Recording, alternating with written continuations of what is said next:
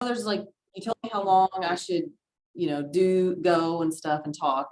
Do you all have like meeting plans? Is there something you need to meet about after I go, or am I it? So we have 30 to 45 minutes allotted for your presentation, and then we get to business afterwards. Awesome. Okay. Well, thanks for having me.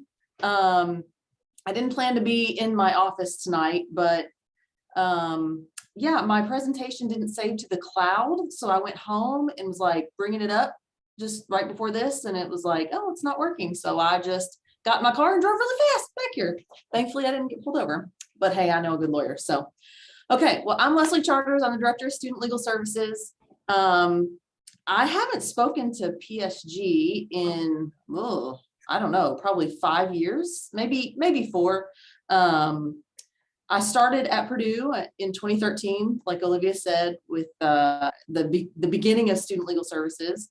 And so I'm really excited to just tell you kind of what we've been doing and just a little bit more about our office. I hope all of you at some point have heard about or knew that Student Legal Services existed before I began before you saw me speaking tonight, right? Yes? Okay, good. I see some head shaking. Good, awesome. My office is in Schliemann Hall, room 207, in the same hallway as the Dean of Students office, in case anybody's ever looking for me. So I have a short video to show you at the beginning, and then I'll get into my slides and I'll share my screen here and see if I can do that. Host disabled, participant screen sharing. That's what it's telling me. Okay, let me fix that really.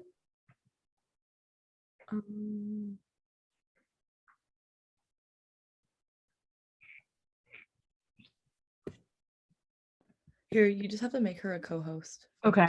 Yeah. Thank you. I was looking through settings and it was way more complicated. I don't know the other way either.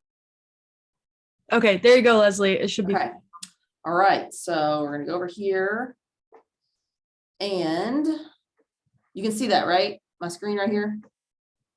Okay. Here we go.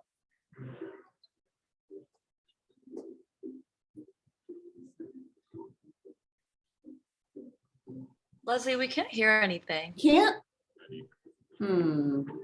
I've got the sound up. Do you think maybe I need to mute myself? I don't.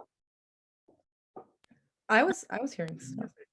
Wait, is it just like music or is it words? It's words. They're talking. You might have to enable not only screen sharing, but enable audio sharing for the presentation. Oh, darn it. Technology. I know. I'm sorry, guys. I'm trying to figure it out now. Could you also enable the closed captioning on the video? I can. Yep. Any Zoom masters out there have any idea how to do that? Maybe. Oh goodness. It says optimize for sound, something like that, on the share screen menu. So maybe share screen and optimize for sound. Do you want me to stop share and then do it again? No, I think I have to do it from Okay. my way. Okay, it says it's optimized for video sharing. Okay. So maybe just the closed captioning will help. Okay. Try again.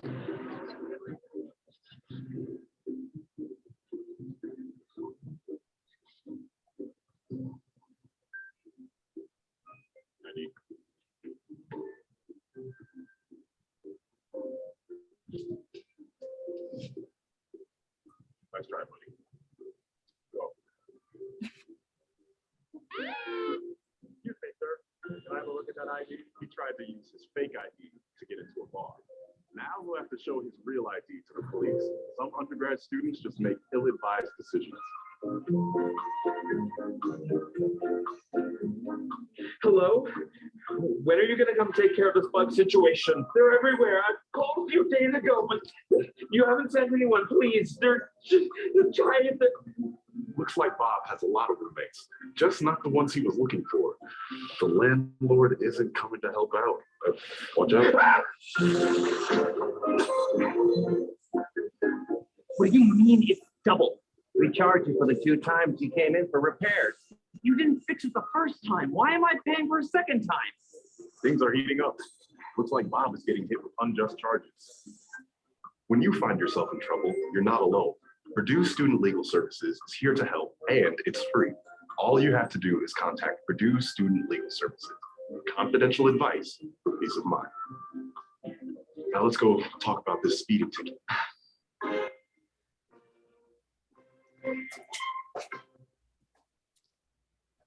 Oh, I love it. So that's just an intro to our services. Let me get over here. I'm going to share my presentation now.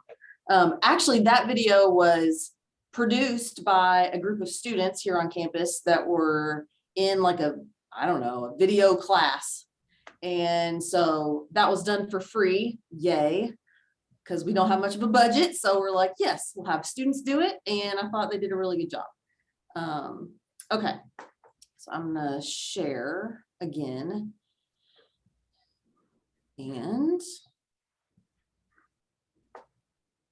all right, hang on, from beginning.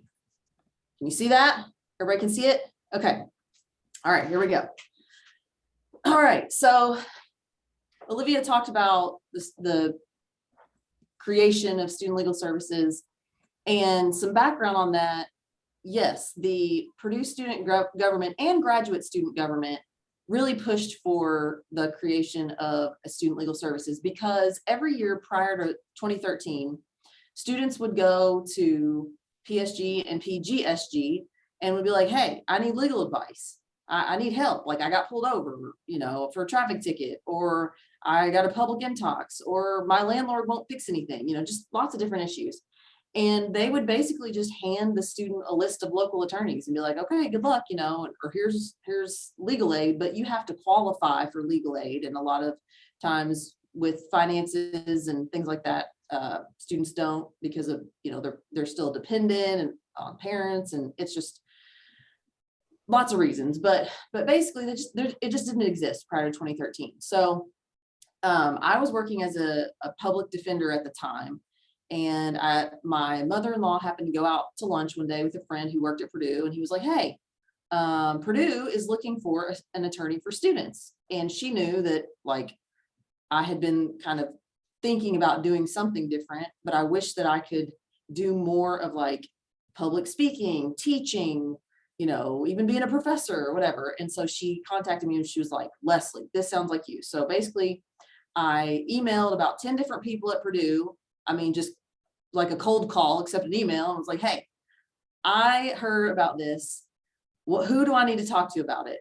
And eventually they brought me in to interview, and hey, I got the job. So I'm super lucky. I love my job. This is kind of my dream job that I feel like I'll probably retire doing this.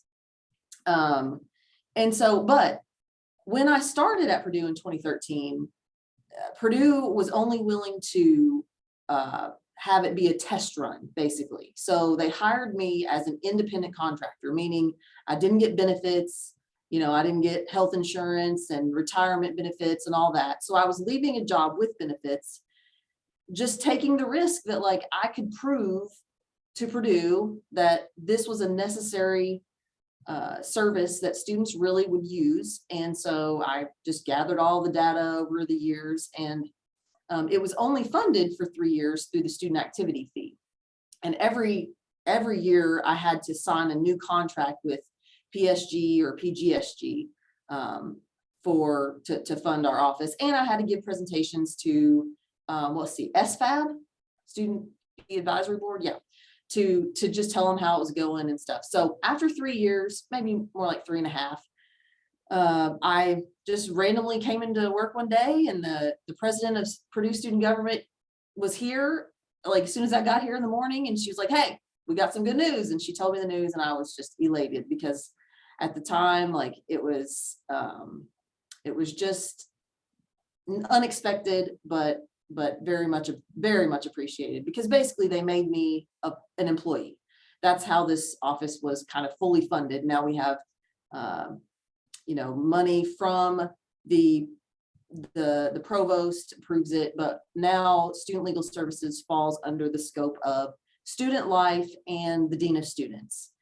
So actually my supervisor is Jeff Spancic in the Office of Student Rights and Responsibilities. His supervisor is the Dean of Students, and then her supervisor is Vice Provost McCuskey. So that's kind of where we fall in the hierarchy of campus. And so it's really, really cool that it became permanently funded. And yeah, so been here 8 years now, which is awesome. So this is our mission statement. We provide free confidential legal advice to students, educate them on the law, teach them how to be proactive in preventing legal issues from occurring in the future. That's the big one. That's the one I enjoy the most, is going out, giving presentations, teaching students the issues that they might face if they don't do certain things. You know, how to have a safe party, how to, you know, try to get your security deposit back from your landlord when you move out, all those different types of things.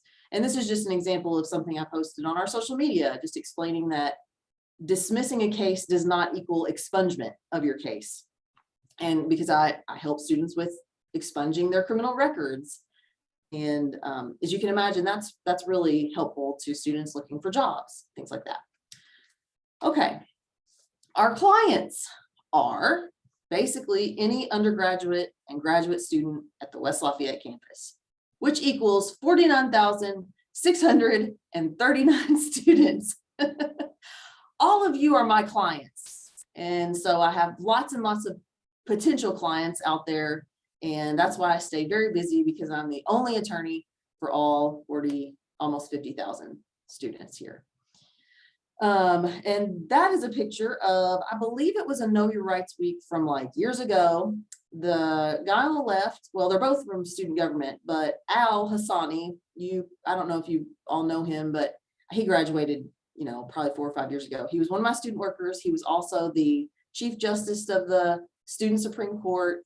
He then went on to law school at, I believe, the University of Illinois, Urbana-Champaign. And now he's a lawyer. He's a practicing lawyer. It's so crazy, which makes me feel really old too. Okay. And then our website. So things to know about that. First, in order to set an appointment, students have to fill out an intake form. And that's on our website under Access Legal Services. We also have a frequently asked questions. We have a tab just for parents. But the first thing I wanted to make sure you all know, in case any student asks you, hey, where do I get legal advice? They can't just call or email us. They really need to go to Access Legal Services, fill out an intake form, because I have to determine whether their issue falls within the scope of our services. Because of course we don't practice in every single area of law, thank goodness, because I mean, no lawyer can know every area of law, right? But they have to fill out an intake form, and then we email them within 2 to 3 business days to say, hey, you've been approved for an appointment. So call us and now we'll set you for an appointment. Or we'll say, you know, the email that we send them might say, I'm really sorry, but we actually have a conflict of interest in this case because you want to sue another Purdue student. And so we can't get involved when the adverse party is affiliated to Purdue in any way. So if it's Purdue student versus Purdue faculty, or just Purdue in general, you know, like, hey, I slipped and fell on my way to class. Can I sue Purdue for, you know, pay my medical bills and pain and suffering? I'm like, I'm gonna step away from that. That's a conflict. I can't tell you how to sue Purdue because they employ me. And then we have lots of resources under the Information and Resources tab. So how to have a safe party, things like that. But also the most recent one I've updated is the immigration law resources, because I know you all have the immigration lawyer, which is awesome. Yay, very much needed. Kudos to you for pushing for that and getting that for students. I love it. And I mean, I've sent students to that attorney. I mean, I'm constantly saying, oh, you need to go sign up for that. Oh, you need to go to the information session or one of the, you know, individual sessions. So I do have a tab on our website about that and when the dates are. I do not have the link, the Zoom link. So maybe if somebody would send that to me or something, I can contact our marketing and media and they can add that to my website. But they at least know they have to contact student government or go to your social media to find links, things like that. So, and then under frequently asked questions, that lists the areas of law that we cover. So I'll show that to you. I think it's like the next slide, but basically it'll tell students like, okay, well, if you have a business law issue, that's not something we can help you with. But students do need to know that student legal services is like the default. You can just consider us like, hey, just go to us, go to them first. Even if it's an issue I can't help you with, I can give you a referral to a local attorney who handles cases like that, whether it's patent law, business law, let's see, what else? I'm trying to think. Trusts and estates, or, drafting a will for you, things like that. Lots of different areas of law. So they can just start here, and then I can give them referrals if I need to. And then another thing so parents, oftentimes parents want to know what's going on with their student or the student's legal issue, but students are our client. So we have to start from there, and we say, okay, if a parent calls and says, hey, can you please tell me, if my student has contacted you or talked to me about their case, we say, well, sorry, we can't tell you if the student has even contacted us at all. If the student is our client, the student needs to email us, put it in writing that they give us permission to talk to their parent about their issue. And then we can set up an appointment with the parent, just as we would with the student. I mean, and I do make an exception and talk to parents over the phone or whatever, because sometimes they're just not here on campus. So, but this year I'm also setting appointments by Zoom. So because of COVID, now I've realized that, hey, I can meet with students just as easily really via Zoom as I can in person, but I don't do email and I don't do phone appointments or advice. It's just much more beneficial to the student to speak with them and talk face to face, or Zoom to Zoom, whatever, computer to computer. Okay, so that's a new update as of this semester. And here are the areas that we cover. So small claims, landlord tenant. I'm a notary, so I notarize things sometimes, although I stay so cram-packed with appointments that I feel bad when students want to, need a quick notary and I can't do it. So just so you know, if anybody does want a notary, there is a notary at the UPS store in the Union. So send students there too. Or if you have an account at a local bank, they'll often notarize forms for you if you have an account with them. So just keep that in mind if students ask you in the future, like, hey, I need to get something notarized, where do I go? Criminal issues, traffic tickets, those kinds of things. Those are all the areas that I cover. And here's some numbers for you. I know I didn't want to bore you with a bunch of numbers, or statistics, but here's just kind of a brief rundown. So every year we average about 400 in-person or Zoom appointments with students. Okay.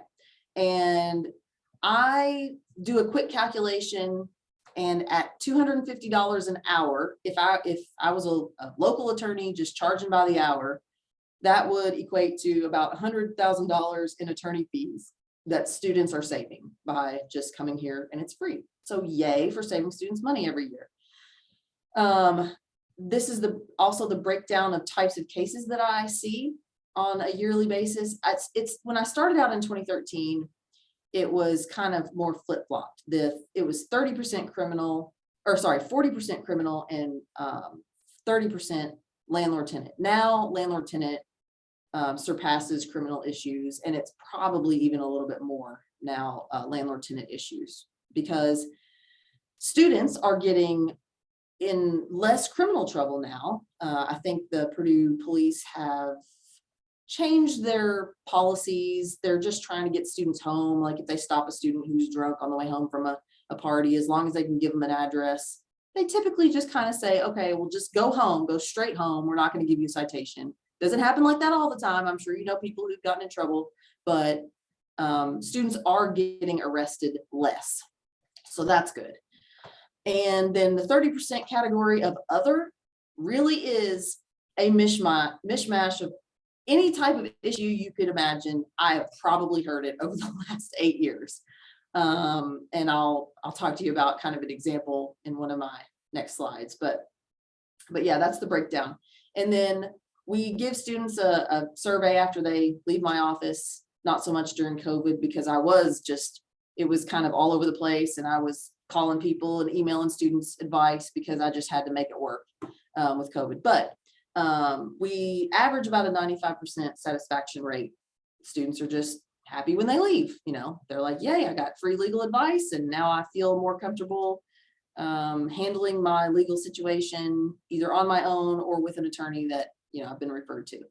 And then every year we average between 600 to 700 intake form requests for assistance. So they go on our website, they fill out a submission, and they say, hey, I need legal advice, here's my issue. So that's about how many students per year ask for help.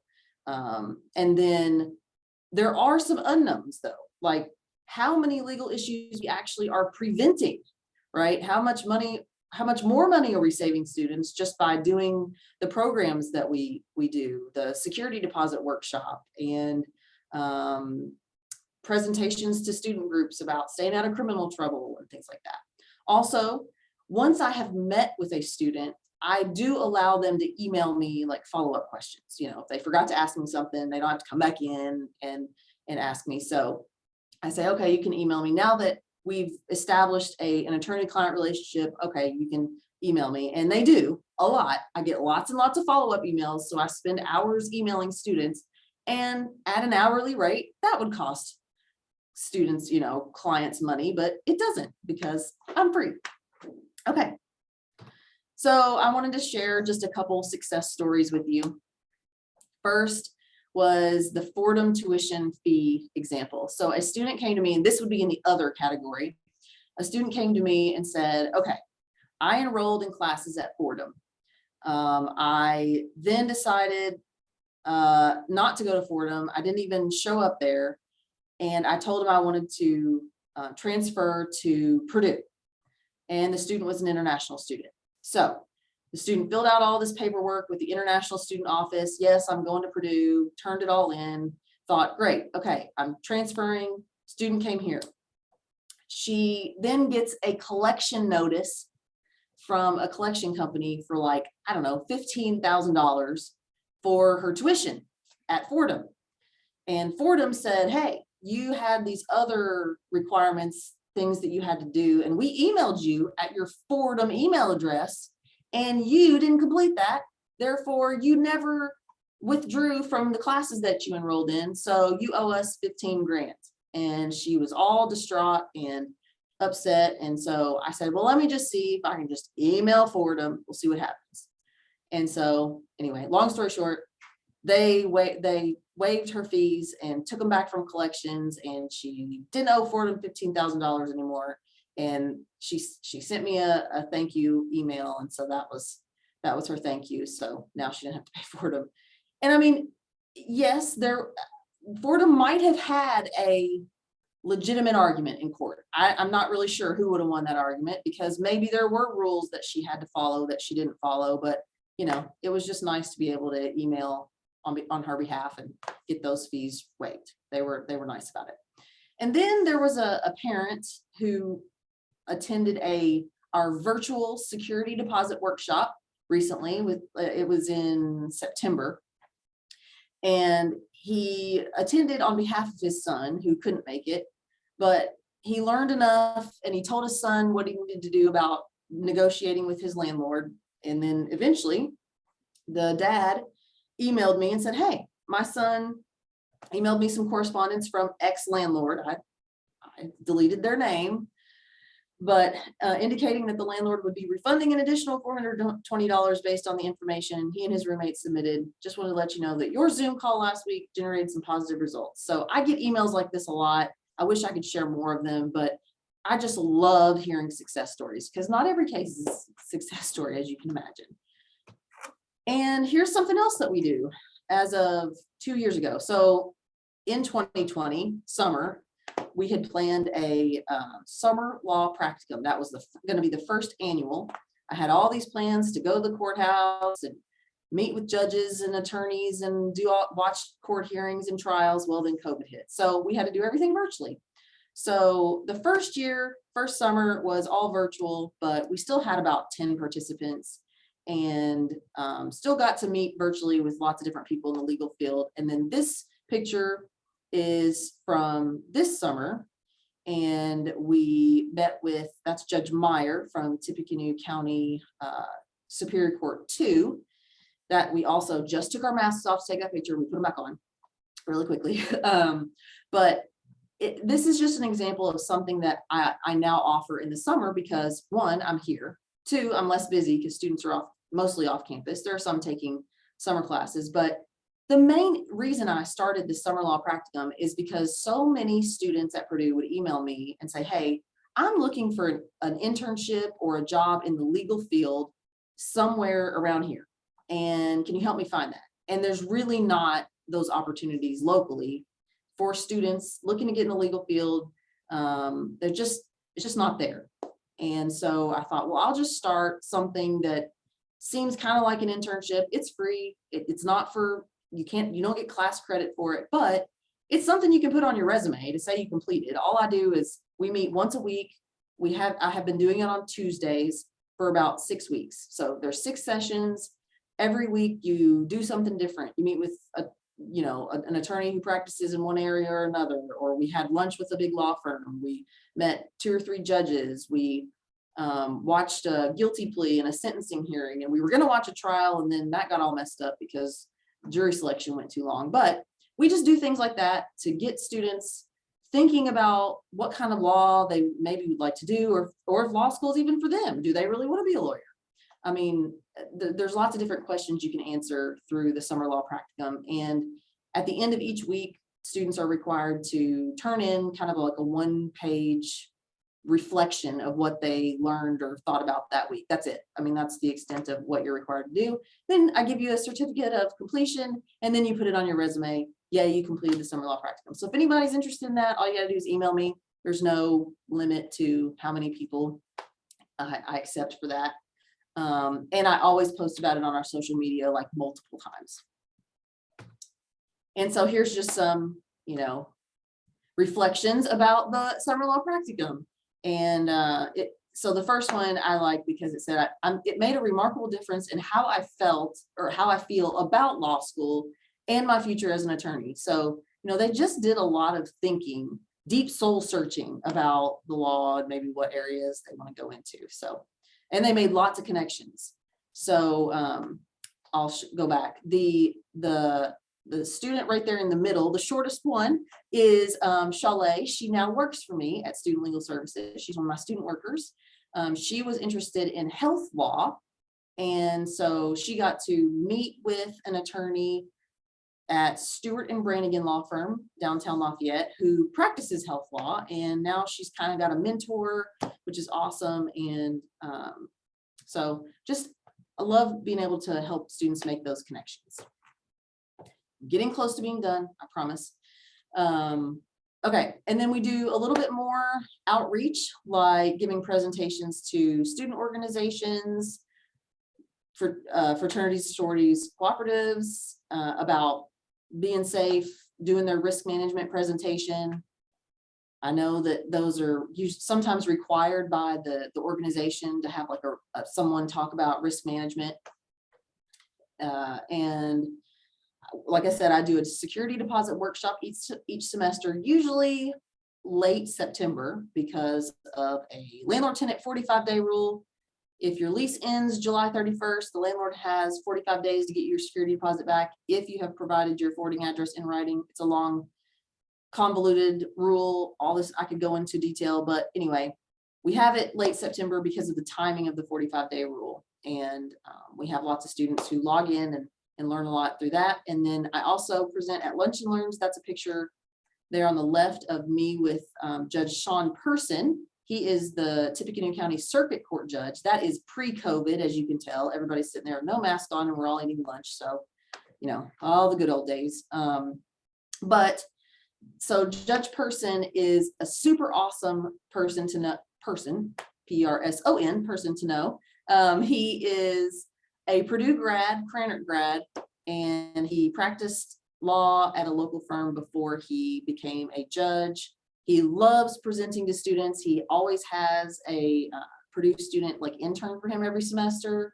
And he's almost always someone that I include in like the practicum, or I send students just to observe him in court. Sometimes he loves having Purdue students just watch jury trials. So if any of you are interested in stuff like that, I'm happy to get you in touch with him. And then the picture on the right is me presenting to a business law class. I actually taught business law last year in the fall and the spring because some professors retired due to COVID. So I stepped in and it was awesome. It was really fun. But now that students are back on campus and there's many thousands more of you, I took some time off to just do this job because it keeps me so busy. But I did enjoy teaching business law too. Okay, and it's the last slide before questions. This is just a little bit more outreach that we do. There's Al again at my front desk. We have really, I think it's kind of popular. I do a tip of the week every Friday, but if I'm out on Friday, I do a tip of the week on Thursdays. But every week I try to do a tip of the week on Twitter, Facebook, and Instagram. Sorry, I'm not on all the other platforms. I don't know anything about Snapchat. I would need a social media person to to help me or TikTok. I just don't have that. I mean, I have 5-year-old twins and they're not into it yet either. So hallelujah, thank goodness.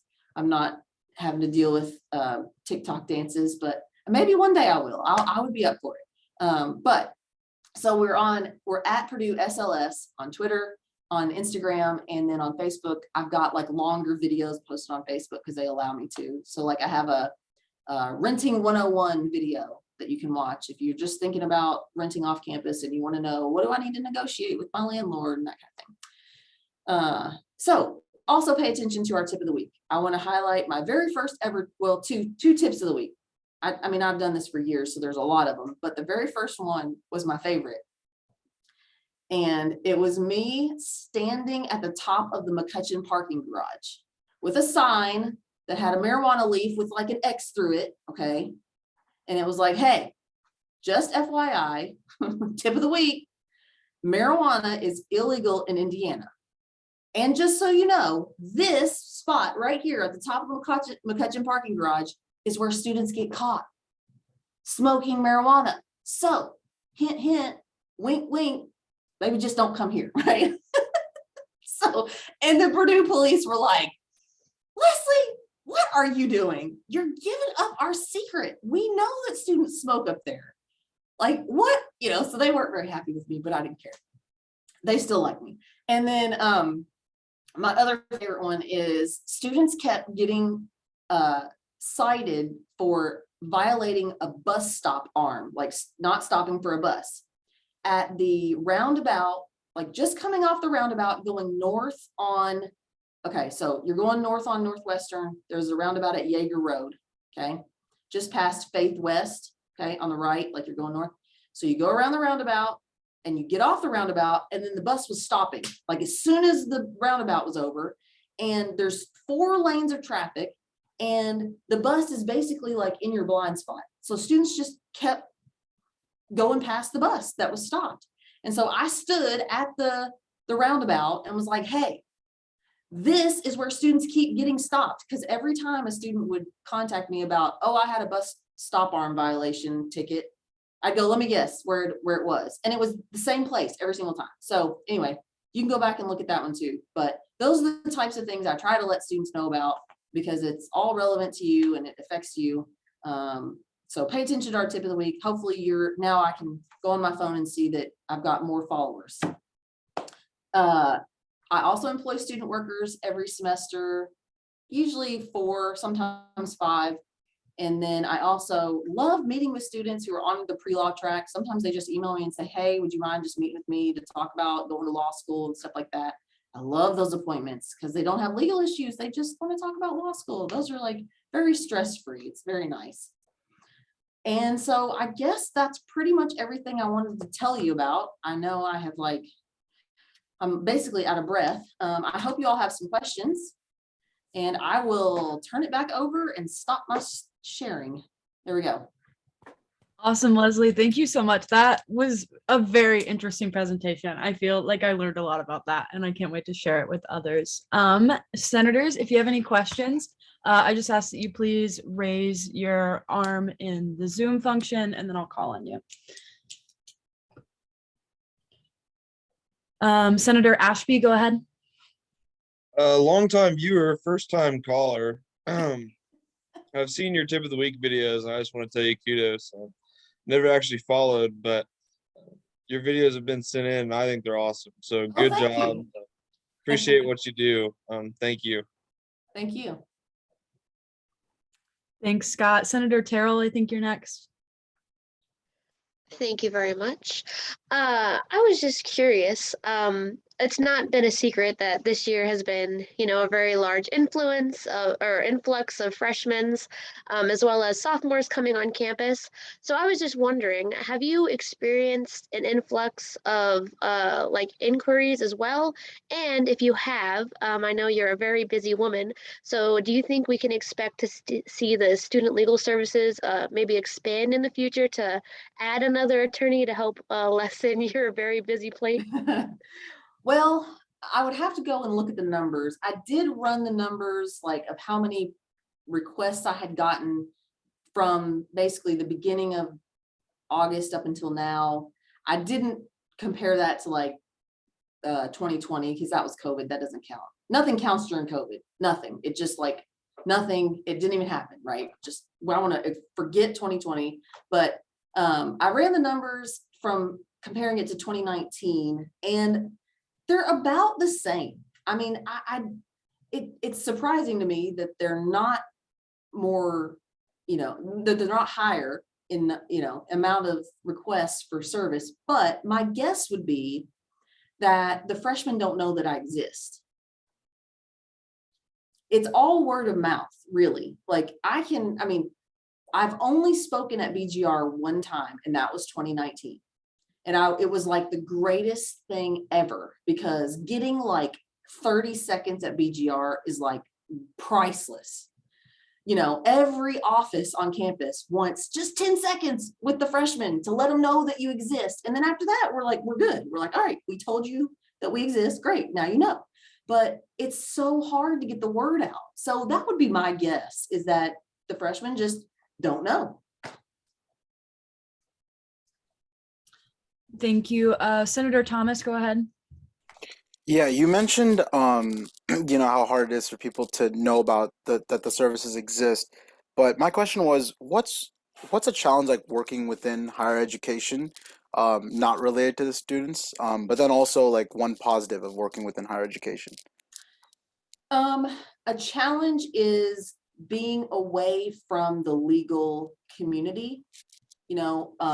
I spent all my first 4 years of being a lawyer at the courthouse every single day. And that's where all the lawyers gather and everybody, basically. And so that's been tough to remind local, lawyers and judges hey, I'm still here. I'm just over here, across the river. So, that's been a little bit of a challenge, but I think the greatest thing about being in higher ed is my clientele, because you all are awesome. And it's just kind of the greatest of all the I guess my characteristics, the things I like to do, right, are meeting with people in person, also teaching, giving presentations. And so I just get to do all of that. And it's just the best. Oh, and campus is beautiful.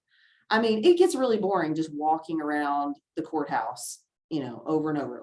This is the best campus ever and then there's places to eat. And I just love being here. There's so much to offer. Thank you, Senator Thomas. Pro Temp Reynolds, go ahead. Thank you. Yes, I was just gonna ask about, you mentioned that obviously there's like rules within your office. Like you said, you cannot work on cases that could possibly be like Purdue student against another Purdue student or Purdue student against Purdue University or a department at Purdue. So I was gonna say, if someone comes to you with that situation, oh sorry about that, where do you send them, and do you like outsource them, delegate them to someone else? And also, is there any opportunities for like financial aid for that person? Because like you were also mentioning how your office is free. Yeah. So like what do you do in that instance? It really kind of depends. So if it's like a question of, for example, a student wants advice about the conduct process at Purdue, like student rights responsibilities, maybe it's a academic integrity issue or something, and they're like, hey, I'm going through this process, can you help me? And I say no. Well, that office is totally okay with me referring them out to a local attorney, and they're like, yeah, just here's a list of people that we work with. I'm like, okay, good. So I've got a list for that. But if a student wants to just sue Purdue, I mean, Purdue doesn't even want me to give them a name of anybody. They're like, you step far away from that, because, I mean, I totally understand. Like, they don't want me to help in any way. So, I mean, I get that because they pay my paycheck. So When you do like outsource those kids to the list of people that you are provided though, Yeah. like, is there any, it's okay, it's like, all right, I'm assuming no, there's no like way to assist in payment. no, I mean, the students just are left with having to pay if it's a conflict. I mean, if it's not a conflict, obviously I have a lot of attorneys locally who help students at a reduced rate. So for example, I mean, I can't tell you how many students I've met with just this week who had a question about, oh, I got possession of marijuana or a minor consumption of alcohol case. And they can handle the case themselves. I walk them through that process of court and how to go and what to say and what to do and what the diversion is going to look like and all that kind of stuff. But if they don't want to step foot in the courthouse and want a lawyer to represent them, there's one attorney in town who will represent the student for $100 if the student says, oh yeah, Leslie referred me, because it's such an easy case for them. The diversion cases are really easy. Whereas if they were just going to go out and to hire someone on their own, it would be $750. So it's pretty big savings just because I send them so many students. They're willing to give them kind of a much more reduced rate. So. Okay, that's great to hear. Thank you. Yep. Thanks, Pro Temp Reynolds. Senator Silver, go ahead. Awesome. Hi. So just something that's like just popped up into the news actually today was that the first US passport was issued with an X gender marker for non-binary people. So that's really cool. And I was wondering if you at the Student Legal Service like have resources for trans or non-binary students, obviously not for a passport since that's the first one, but for like a license or something, if you have resources available or know of other attorneys available in the region that can you can help refer those students who do want to get a gender name change. Yeah, so actually I assist with name change and I help point them to the paperwork. I go through the paperwork with the student, tell them where to go, how to file, how much it's going to cost, that kind of thing. It's a pretty simple process. Once we go through all the paperwork, they're like, oh yeah, this isn't too bad. Because they've made it really easy with posting the documents on the Indiana, it used to be called Indiana Legal Forms or something like that, but it's all, through the state of Indiana. They posted them online, but I still go through it with the student. And then there's through Indiana Legal Services, the Indiana Transgender Network, I think is what it's called, but they provide free assistance, free legal assistance. They'll file the name change for students for free. And sometimes I think they might even pay the court costs, and that kind of thing. So yeah, I'm always trying to gather resources for students who are looking to do that and need those resources. Yeah, I point them in that direction for sure. Awesome. Thank you for your question, Senator Silver. Do we have any other questions for Leslie? Any final questions? I don't think so. Thank you, Leslie, so much for joining us this evening. I certainly learned a lot. I think we all did. And we're really grateful for your work that you do here at Purdue. I know it really helps a tremendous number of students. So thank you so much. Thank you for having me, and don't be surprised if I post a picture of all of you like this on our social media. So, I mean, I'm like this too, so, you know. Anyway, thanks for having me. Thanks, Leslie. Bye. Okay, y'all, we'll get down to business. Really quickly, just before I forget, I'm gonna go ahead and send the voting Google form in the chat just to make my life easier. So that's there for when we need it.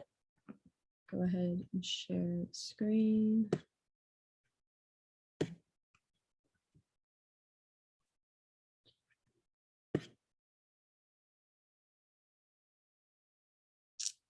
I'm struggling with this so much. Oh, present. There we go.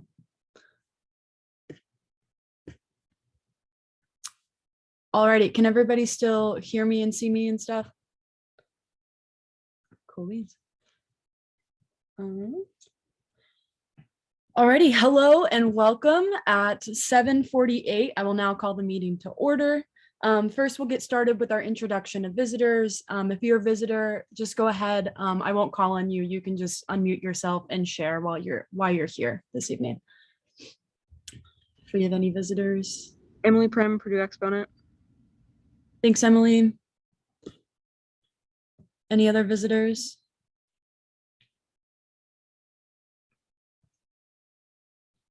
Okay, seeing no more, we'll move into proxy reports. If we have any proxies here this evening, please state your name and the senator that you're proxying for.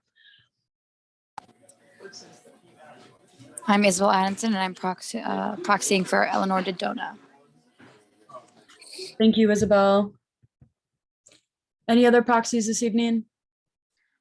Hi, my name is Tesca Almeida, and I'm proxying for Hadley Canals. Thanks, Tesca. Anybody else? See no more proxies. We'll go ahead and move into roll call. Secretary Huang, would you like to go ahead and get started with that? Yes. So for the roll call, can I please have Veronica Reynolds? Here. Nate Fairchild? Nate Fairchild? Lily Ferguson? Here. Austin Berenda? CT 1010 reporting. Scott Ashby? Here. Sydney Terrell? Here. Julia Perello? Here. Carly Fridlin? Here. Mason Merkel? Here. Hadley Canal, oh, proxy. Evan Chris? Evan Chris? Eleanor Dodona? I'm proxying for her. Cameron Bridges? Here. Garrett Price? Here. Mohammed Baftas? Here. Michael Brown? Here. Andrew Askinis? Here. Adam Fishner? Here. Matthew Thomas? Here. Okay, thank you. Awesome. Thank you, Vivian. I think there were some missing. Oh, go ahead. Did anybody not get called on? I did. Yeah, me. Sorry. Lynn Silver? Here. Iana de Guzman? Here. Divya Nitter? Here. Ishida Karana? Here. Sophie Brown? Here. Matthew Stockler? Matthew Stockler? Here. Okay. For the Senate Associate Members, Caleb Stanford, Siddharth Nair, Henry Castro, Katie Del Rio, Michaela Rice, Jacob Pranger, Joshua Miriani, Irene. Did I skip anybody?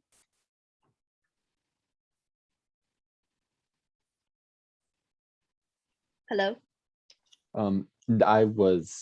I had to step away. The fire alarm in my building was going off, so I had to go check on that.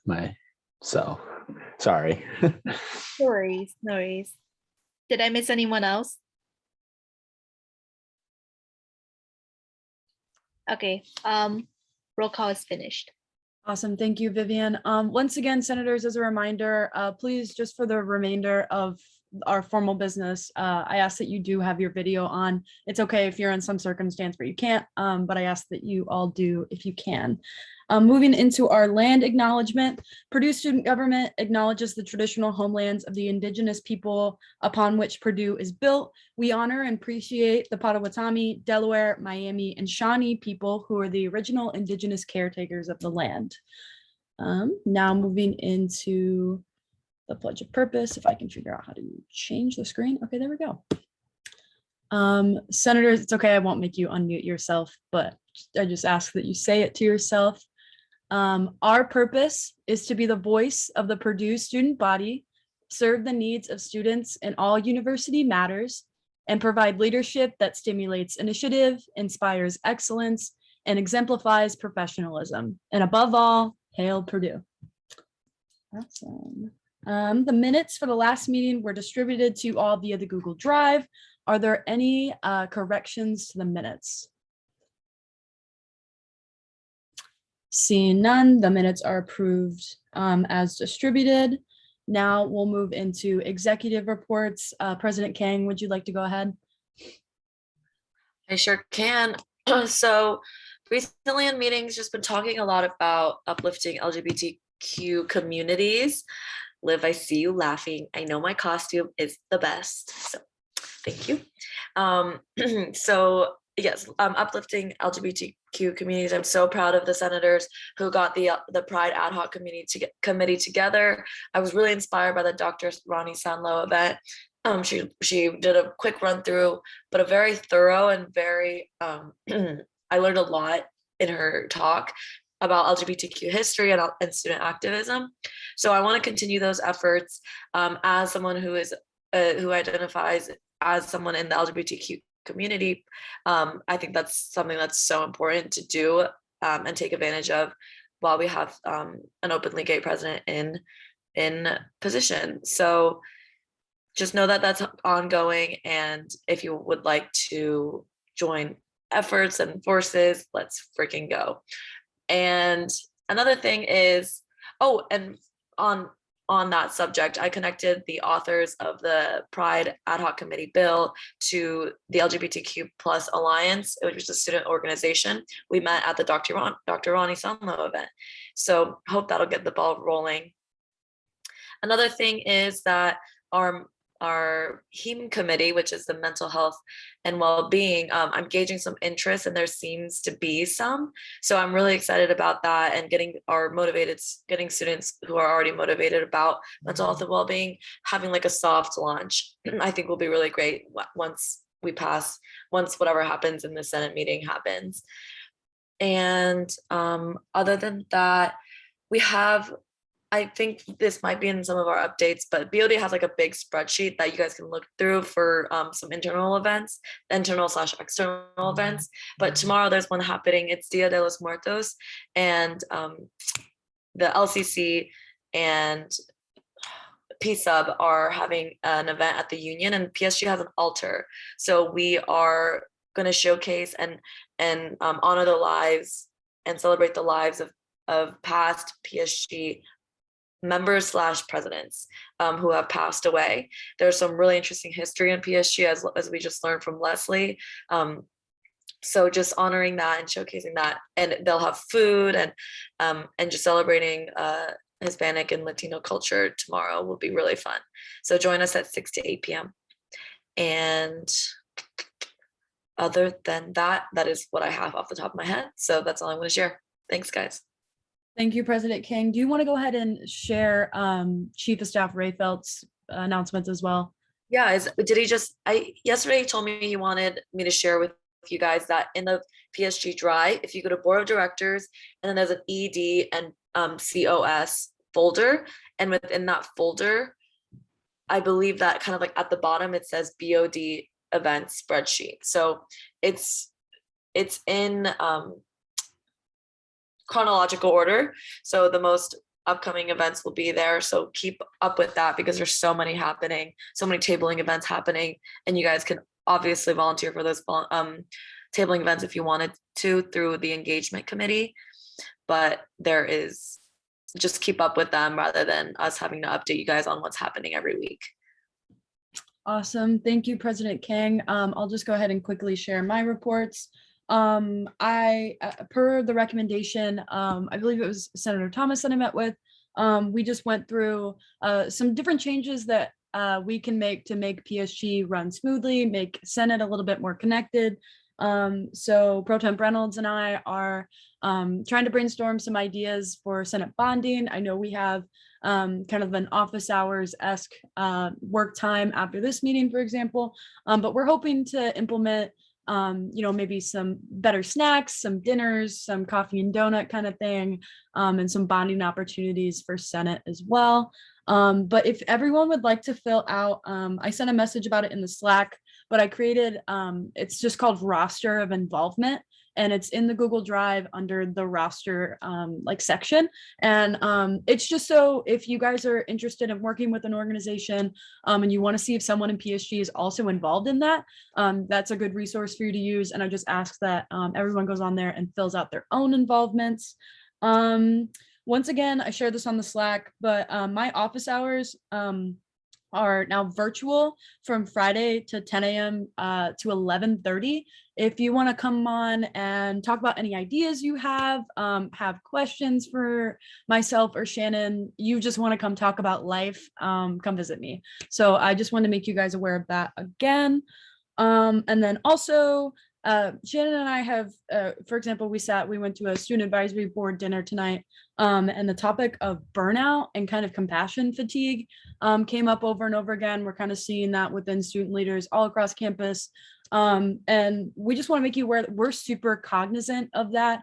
If at any point in time, you feel like school is getting too overwhelming or personal experiences or anything like that, and you just need to take a step away just for a moment and breathe and get your life together, for lack of a better phrase, please don't hesitate to reach out to Veronica or Shannon or myself, or any member of the cabinet that you feel comfortable with. We're here to support you and for you to be as successful as a whole picture of a Boilermaker as possible. So just know that we're always here for you, and we're very, very understanding if you need to take a step back to kind of prevent any burnout from happening. So I think that's all from me. Do I hear any other executive reports at this time? Any other executive reports? Sorry, wait, I could not get my hand up fast. Oh. But yeah, you basically said after this meeting, everyone in Senate got the Zoom link I'm just gonna hold quick hour talking session if anyone wants to talk about anything. Just a reminder that Senate duties are easier to get done midway through the semester than at the end. So I know personally, I also need to work on them. So we all should be thinking about Senate duties, writing your letter. It's not that difficult. It just does take time out of your weeks to make happen. So just let me know if you have any questions about outreach events, ideas. I can help you with anything, and so can your fellow experienced senators. And Olivia used to be senator, and just a reminder that you should work together with everyone from your college to do it, and maybe include the Senate associate members as well. And then just what you said about so just wanted to remind everyone about Senate duties and to come to my Zoom afterwards. And if anyone in cabinet wants to come, I didn't send the message there, but just Slack me or DM me. Awesome. Thank you, Pro Temp Reynolds. Any other executive reports? Okay, seeing none, we'll move into committee reports. Internal affairs, go ahead. Yeah, so IA really has nothing new to update. We're still continuing on our constitutional rewrite, or not rewrites, but updates. and all of that jazz. If you have any questions for us or want to be involved in that at all, please reach out to me. Any of our committee members would be free to help you with any of that. Awesome. Thank you, Senator Ferguson. Financial affairs. Yeah, we have approved another small grant, and we're just every week reviewing more small grant requests. And on top of that, we're also working on policy to limit spending in certain parts of the PSG budget. So we're in preliminary discussions for that, but that's just kind of a regular topic for our meetings. Awesome. Thank you so much. CSRA. We're working on creating legislation, or I guess for the campus like safety buttons for when you're walking home and you don't feel safe. Like we want to see how many of them are actually working, or like how many there are on campus. So we're working on getting a meeting set up with the PUPD, and then so that's kind of what we're focusing on right now. That seems very fitting with your safety officer costume for this evening. I love it. UAA. Hi, so yesterday we met with the director of dining and operations and the provost of student life, and basically we're creating our legislation next meeting for off-campus students having a meal plan for on-the-go swipes, and seeing how that turns out, hopefully by and putting that out hopefully by the next Senate meeting. Awesome. Thank you so much. Any ad hoc committee reports? Just go ahead and raise your hand and I'll call on you. It's probably the easiest way to go about it. Senator Ferguson, go ahead. Yeah, so I'm giving the safer update in absence of Senator Dodona tonight. We had an event last Friday, which was a movie screening for Domestic Violence Awareness Month. It was a really, really cool documentary, and I would encourage anyone who is interested to watch it. And right now we are still in the process of implementation and reaching out to people about the action plan. Awesome. Thank you so much, Lily. Senator Silver. Yeah, just quick update with the Pride ad hoc. Myself and Divya Nitter, Senator Nitter, are going to be co-chairing that. And we just got in touch with Elliot Bisman, the LGBTQ Student Alliance president, like Shannon was saying earlier. Thank you, Lynn. Pro Temp Reynolds, go ahead. Hi, everyone. Just wanted to give my your regularly scheduled MHA update. We have our meetings on Sundays at 4. This week's meeting is going to be a paper meeting because it is Halloween, the day of Halloween. And I don't know how many colleges are going to be doing stuff at 4 p.m. on Sunday, but we just didn't know about the turnout. And also we were still in the brainstorming part of everything. So we thought we might even get more responses if we send out paper meetings. So if you just want, if you have ideas for MHA, like a suggestion for a guest speaker, or a suggestion for a project that you know of, or any connections, like a good friend that's in a club that might like be able to help us out with connections or good ideas, or yourself, or something at your high school, or something you know at other colleges, literally anything could be helpful. So please let me know, or Andrew Jensen, he's the ABTS liaison and also the co-chair this year, and he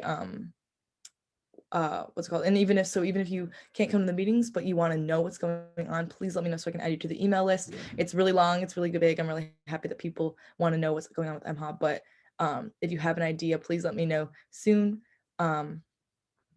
because we're gonna like brainstorm on Sunday via a virtual paper meeting.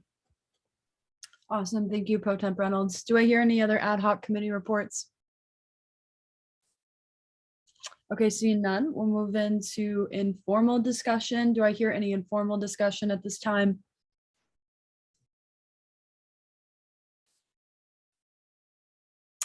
Senator Brown, go ahead. Yeah, so going off the UAA report, we met with the head of dining here at Purdue, and one thing that they were very interested in was having organizations come, bus tables and different things as a fundraiser. that would help their staff with getting food out and everything else. And they said it was, I believe, $10 per hour per person. And you could, they're very flexible. They would prefer people working at night. But I know all of us here are in lots of different organizations here on campus.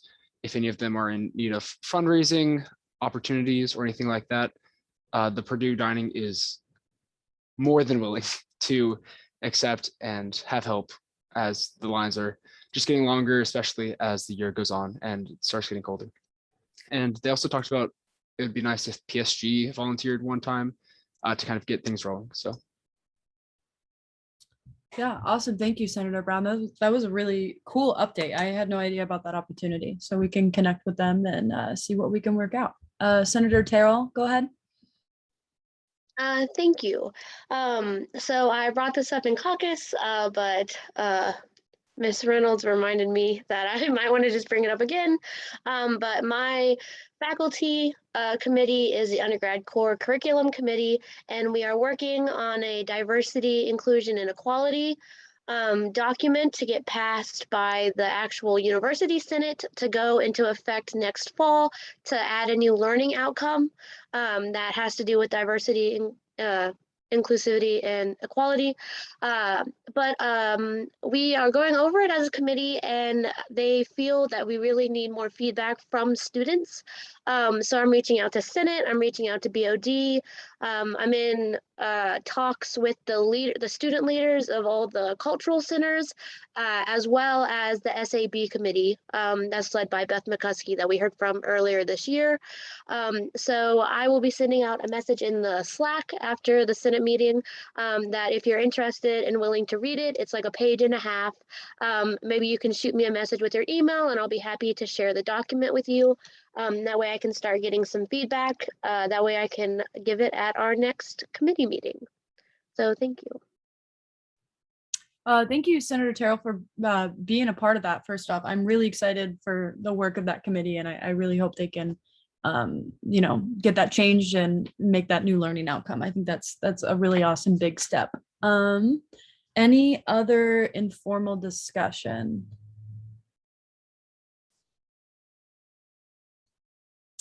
Okay, seeing none, we'll go ahead and move into old business.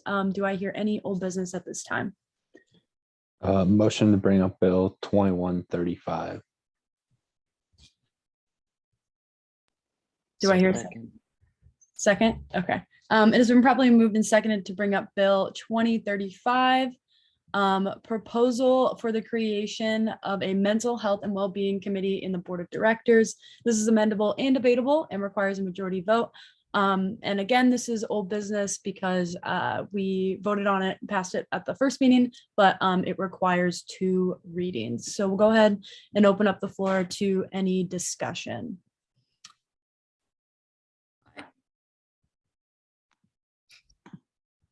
President Kang.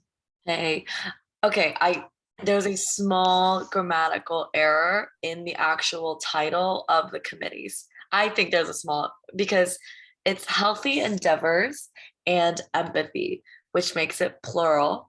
And then we said matters with an S. And to be honest with you, the committee name, like when you say healthy endeavors and empathy matters, like the S just kind of like automatically rolls off my tongue, but I don't think it's grammatically correct. If anyone wants to have a little grammatical conversation, please join me because I've been like thinking about this. Anyone else agree? Anyone else disagree? Anyone else think that it's okay that it's grammatically incorrect? One S will make a big difference. We'll call it the HEME committee. But any input on that? Please. My Grammarly users, where are you? Are you talking about the first? Oh my God, my cat's going crazy right now. But are you talking about like the first sentence? No, I'm talking of. Wait, no, the first therefore. That's what I mean. Yes. Because maybe that was just a typo. Oh wait, it says matters. But it needs to be matter because it's plural. Oh. It should be healthy endeavors and empathy matter. Because it's plural. I thought it was healing. Or is it healthy? I think it's healing. Okay. It's But I'm talking about that little s at the end of the matters. I think it may be appropriate. I think you have to have the S. Because if you take off the S, I just think of like matter, like the noun. I think it would be appropriate if endeavors did not have a wait. Healing endeavor.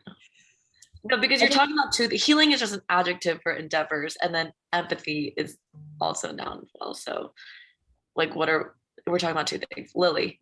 Senator Ferguson, go ahead. It might fix it if we said healing endeavors and empathetic matters.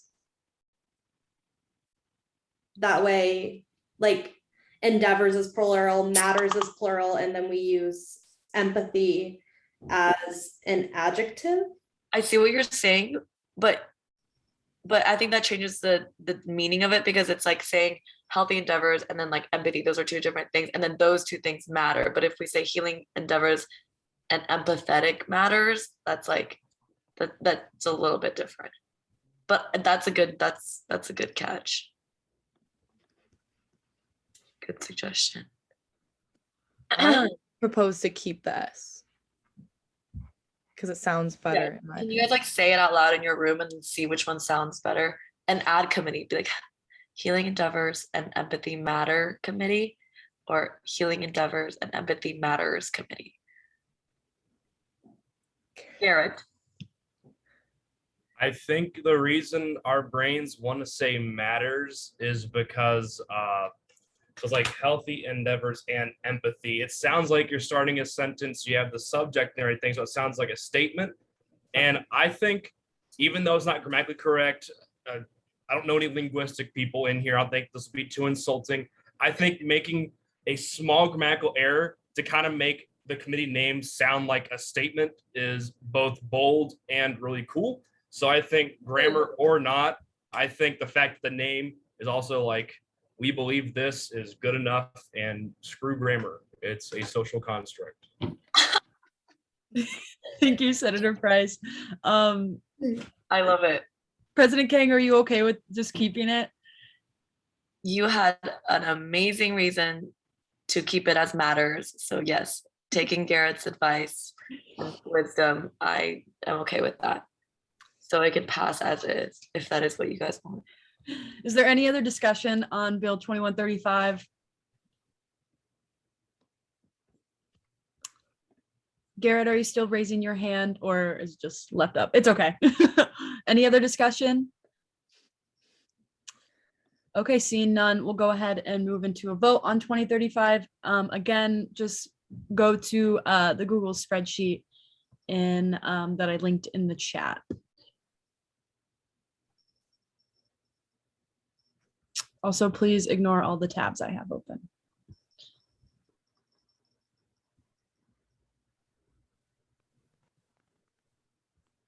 Looks like we're going to start with this. Just to confirm, other window tabs open, correct, right? Can you repeat yourself, Senator Brenda? Oh, I was just joking. I said that looks like an acceptable amount of tabs. Hopefully you have a second Chrome window open with just as many tabs open. I actually deleted it before this meeting so my computer wouldn't crash. I have to be careful because I use Windows 7, so everything's slow. Alrighty, senators and proxies, please go ahead and get your votes in for 2035.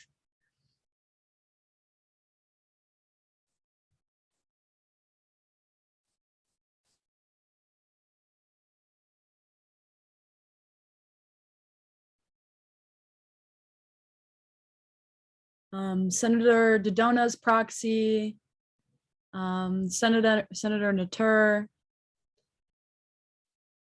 Senator Ashby,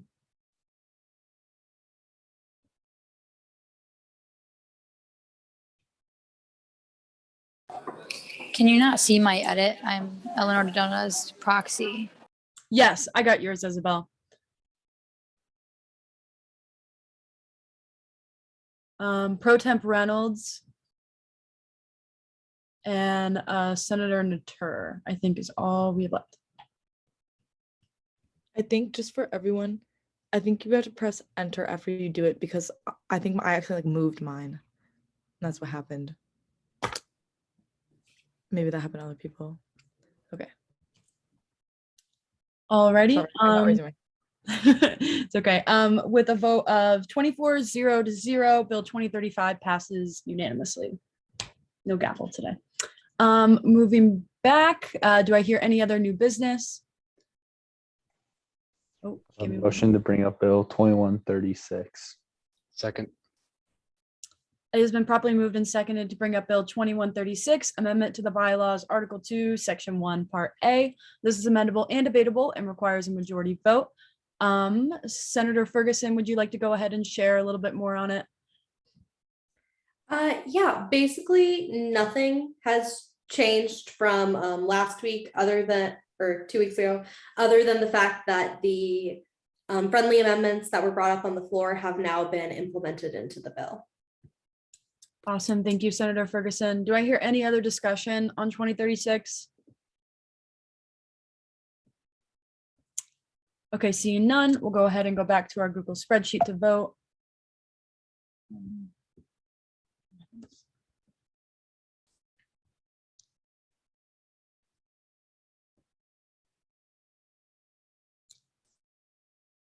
And again, this is 2036, so the middle column.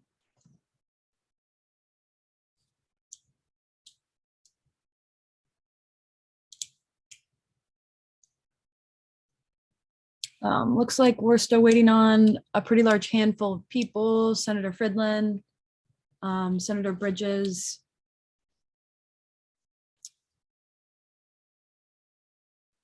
Senator Fitchner.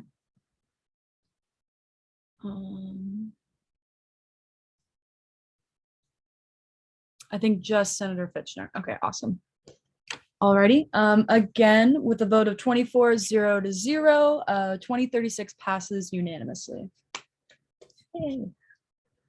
Okay, going back. Do I hear any other old business? I motion to bring up Bill 2137. Second.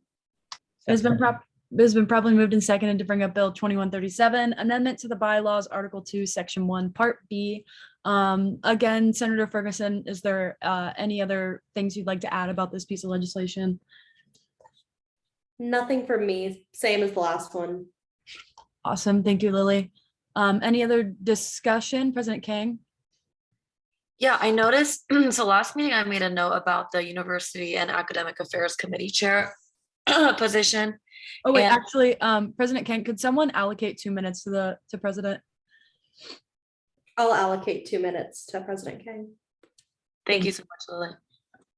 Yeah, so as I was saying, mentioned that in last Senate meeting, and I'm comparing the two legislations, and it looks like the first point is great. Like I think that is the amendment that we were looking for, because that addresses the relationship that the UAA committee chair would have with University Senate. But then the second point says act as a liaison for the University Senate, which is, I think, a typo, and I think it's supposed to say with the office of the provost, but I also wanted to raise concerns about that part as well. I didn't catch it before, but I wanted to see if you could maybe elaborate on what that vision was as well, to be a liaison with the provost office.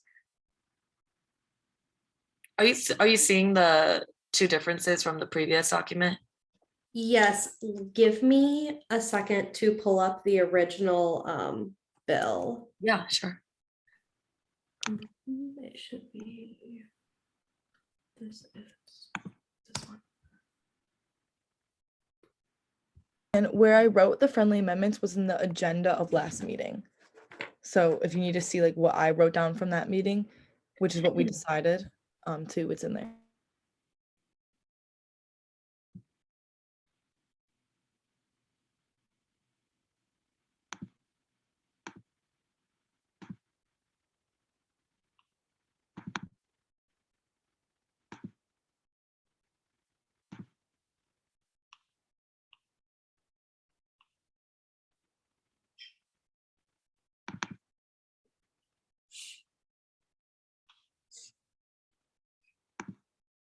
it says be a point of contact for the provost's office and then act as a liaison for the university chair. And we had talked about point 2 at last meeting.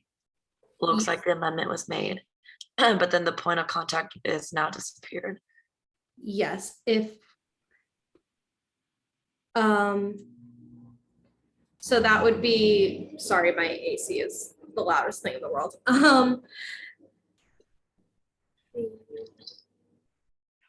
UAA.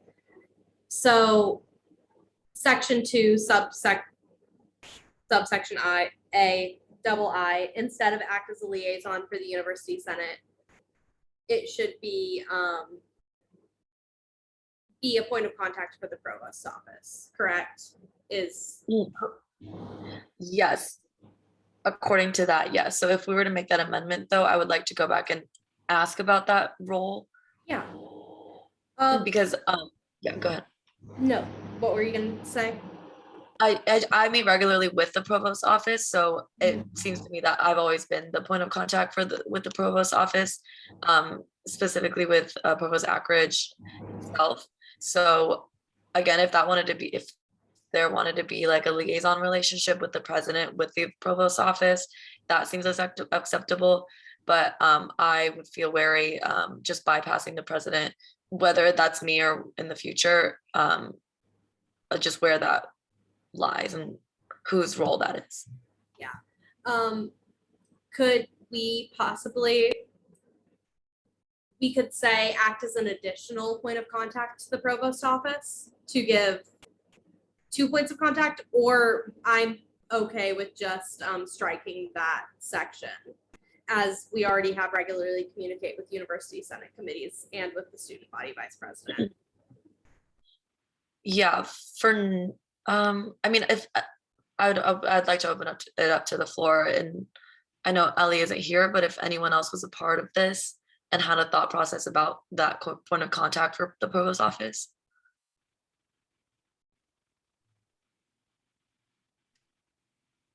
So any If other further discussion?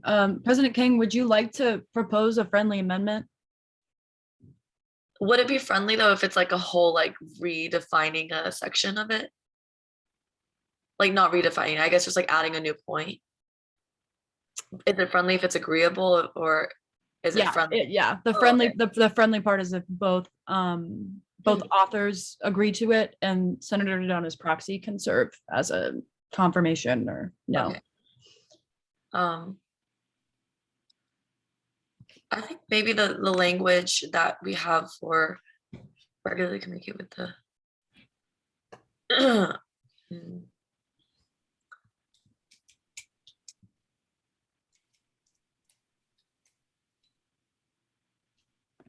So are we just talking about striking 2AII?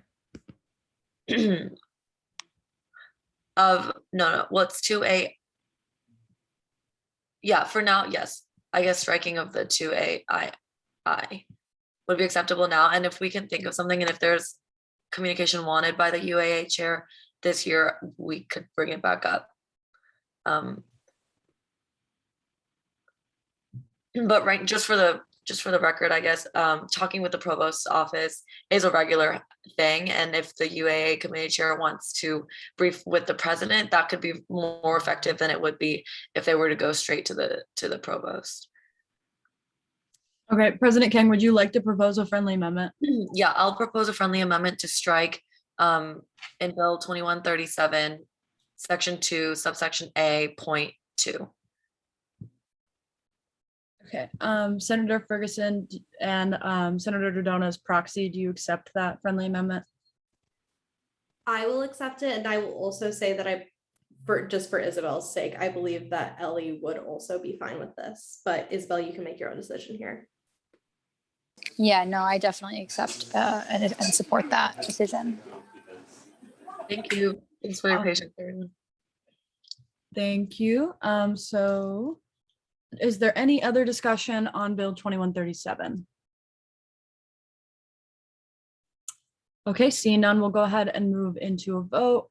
Once again, spreadsheet in the chat.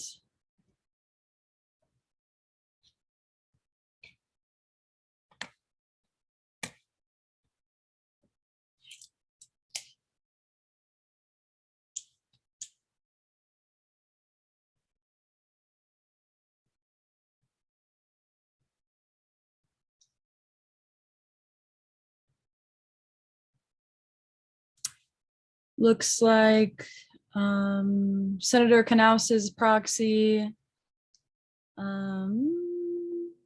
Senator Ashby, Pro Temp Reynolds. Awesome. With a vote of 24-0, Bill 2137 passes unanimously. Congratulations, Lily and Ellie. Do I hear any other old business? Okay, seeing none, we'll move into new business. Do I hear any new business at this time? Alrighty, seeing none, we'll go ahead and move into announcements. Does anybody have any announcements at this time? Pro Temp Reynolds. I just wanted to announce as a reminder to everyone that legislation for the next Senate session is due to me by midnight on Sunday, this Sunday. So for reference for the rest of the semester, if you want legislation to pass committee review before it hits the floor, I need it by the Sunday of a Senate week. Just think of it like that, like a few days after Senate, that Wednesday. That Sunday I need it by. And if you think it's going to take a little longer and you need to know, like, is it acceptable for the committee to get it like the day before, things like that, slack me or slack them and we can talk about it. But I need it by Sunday night. Awesome. Thank you, Pro Temp Reynolds. Mike, love the hat. Love the Halloween spirit. Thanks. I love this hat too. On behalf of Treasurer Sean Wiseman, I just wanted to remind everyone that the SOGA Period 3 grant is currently open, as well as on Monday, November 1st, the SFAB grant will be open until February 1st. SAO is hosting multiple grant informational sessions, and information on that can be found on Boiler Link under the events, or just talk to Sean or I. And I'm done. Awesome. Thank you, Mike. Any other announcements? Senator Fridlin. Hey, everyone. So non-Senate related, I am working on a systems engineering project where we are looking at CAPS as a system and trying to fix parts of it, or just like look at it kind of from that perspective. So if anyone has any experiences or like problems that they've had with CAPS that they would feel comfortable me including in our project, please feel free to Slack those to me. I would love to have some student input in our project. So just anyone who feels comfortable, I can keep it anonymous too, but just feel free to message me. Thank you, Senator Fridlin. Any other announcements? I have a couple really quick. Senator Fridlin and I's sorority, Sigma Kappa, is hosting a blood drive tomorrow. It's from 4 to 9 o'clock at the house. First-time donors with Versity Blood Centers will receive a $25 e-gift card to places like Amazon, Uber, Starbucks, and more. So if you're interested in that, Slack message me. I can send you the sign-up link and stuff like that. Just one more thought announcement thing for everyone to stew over. Please be safe this Halloween weekend. Just, be cognizant of where you're going. If you're going out and doing things, watch your drink, watch your friends, remember the lifeline law, remember that you're protected. Just take care of each other and yourselves and have a blast this weekend. Personally, Halloween's my favorite holiday, if you can't tell. So I hope you have a great weekend. Any other announcements? I do. About your blood drive, they desperately need blood. So if you can, definitely go. I know that they were doing a blood drive at Kroc, but this is a great opportunity as well. Thanks, President King. Any other announcements? Seeing none, we'll go ahead and move into Senate snaps. My first Senate snap is to everybody that dressed up. Thanks for being in the Halloween spirit. Greatly appreciate it. You're all so creative and I love it. Any other Senate snaps at this time?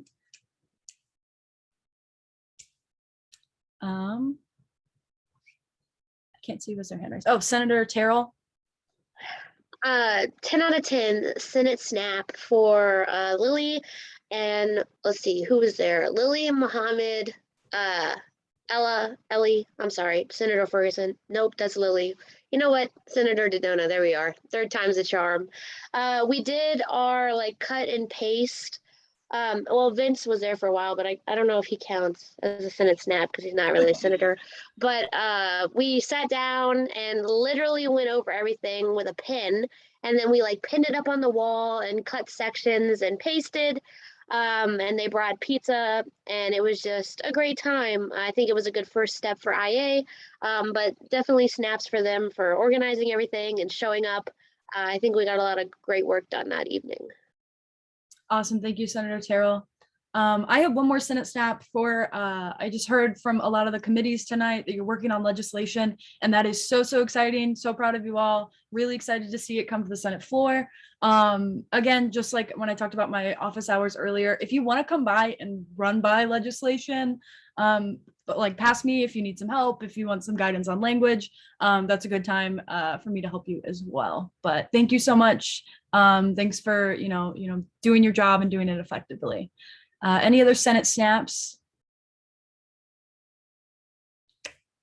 Okay, seeing no further, the chair would recognize a motion to adjourn. Madam Chair, I motion we do now adjourn. Second. It has been properly moved and seconded to adjourn this meeting. It is not amendable, it is not debatable, and requires a 2/3 majority vote. All in favor, please go ahead and just raise your arm on Zoom. Yeah, you can do it either the feature, or I can just look at you. Awesome. All those opposed?